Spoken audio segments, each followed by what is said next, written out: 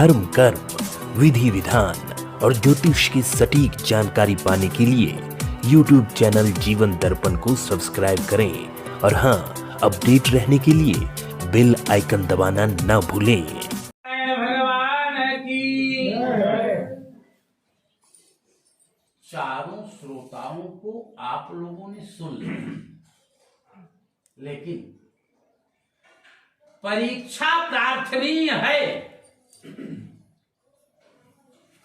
परीक्षा प्रार्थनीय है। क्यों परीक्षा प्रार्थनीय है? कि साधु बनिया तो सत्यनारायण भगवान की पूजा करने का संकल्प किया था, लेकिन पूरा नहीं किया। उसी के कारण चोरी के इल्जाम में भी पकड़ लिया गया।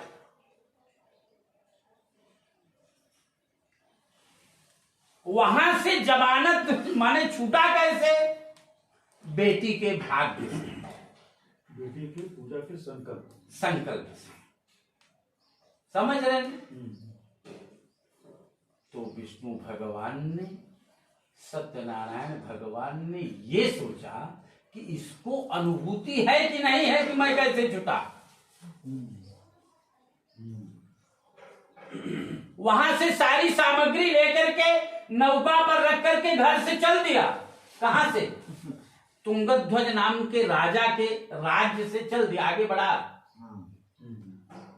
तो सत्यनारायण भगवान ही दंडी स्वामी के रूप में नारायण करते हुए श्रीमन नारायण नारायण नारायण श्रीमन नारायण श्रीमन नारायण नारायण नारायण श्रीमन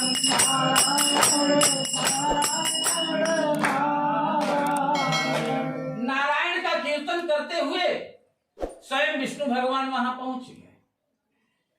अब पूछे कि भैया ये क्या रखे हो? नौका एकदम खचाखच भरा था। वो साधु बनिया क्या कह रहा है कि लता पत्रादिकम चैव वर्तते तरणौ मम।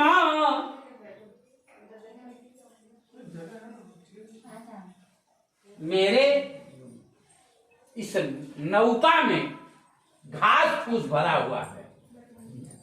मेरे इस नौका में घास फूस भरा हुआ है।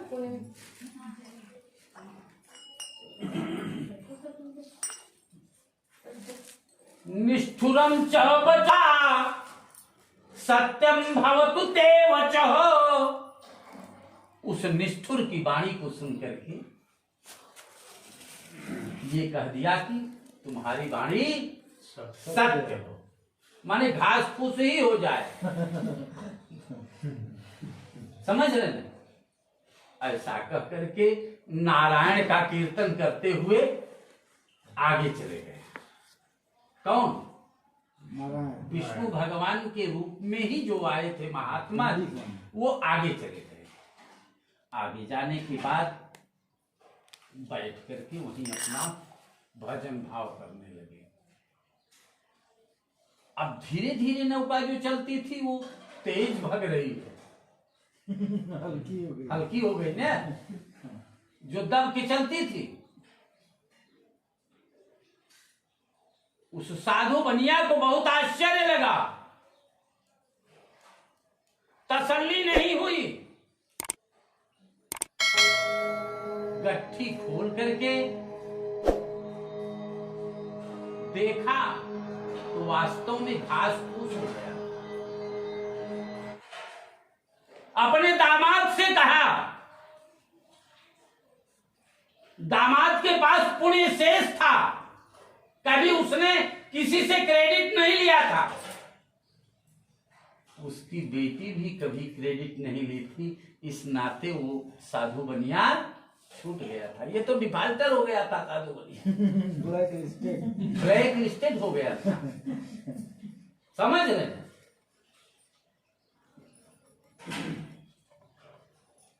उसका दामाद कहा कि वो जो महात्मा आए थे उनसे आपने झूठ बोला। यही सत्यव्रत है, यही सत्यव्रत है। भगवान की पूजा के लिए जो आपने संकल्प किया है, सत्य बोलो ना। अगर झूठा बोलोगे तो उसका बेनिफिट ठीक नहीं रहेगा।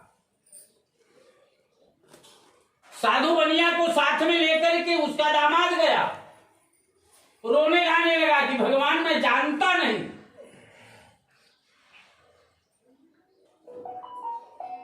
कृपा करके आप मार्ग निर्देशन करें। मेरे नौका में तो जो कुछ है बहुमूल्य वस्तु है, लता पत्रादिक नहीं है। मैंने झूठ बोला, मैं अपनी गलती मानता हूं। जो था वही हो जाए, आप आशीर्वाद दीजिए, मैं क्षमा चाहता हूं। महात्मा जी दयालु होते ही हैं।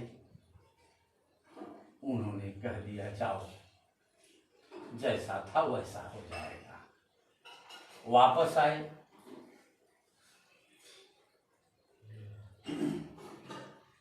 फिर नाव दब के चलने लगा। अब गांव पहुंचा तो खबर कर दिया। उसकी बेटी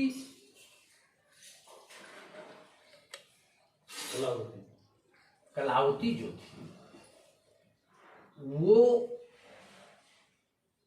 भी अपनी मां के साथ में एक जगह भगवान की कथा हो रही थी, भगवान की पूजा हो रही थी।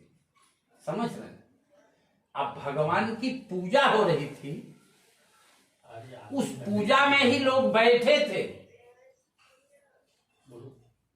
उस पूजा में ही लोग बैठे थे और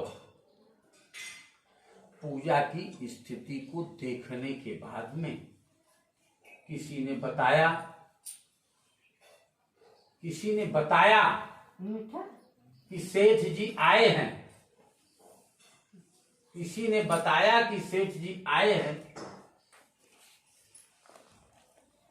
किसी ने बताया कि सेठ जी आए हैं। प्रसाद भी नहीं लिया, प्रसाद का परित्याग करके चली गई नदी के किनारे। वहां पर बेटी जाती है, उसको उसका पति दिखाई नहीं देता और उसकी माँ प्रसाद लेकर के आती है तो उसको सब दिखाई देता और उसके लिए भी प्रसाद लेकर के आई और उसको दिया। अपनी गलती को स्वीकार किया। घर चल करके उसको भी ध्यान आया कि भगवान की कथा का अनादर नहीं करना चाहिए। घर आकर के अपने पूरे परिवार के साथ में इसी प्रकार से सत्यनारायण भगवान की पूजा किया। इसी पर चौथे अध्याय की कथा समाप्त हो जाती है। प्रेम से बोलिए सत्यनारायण भगवान की।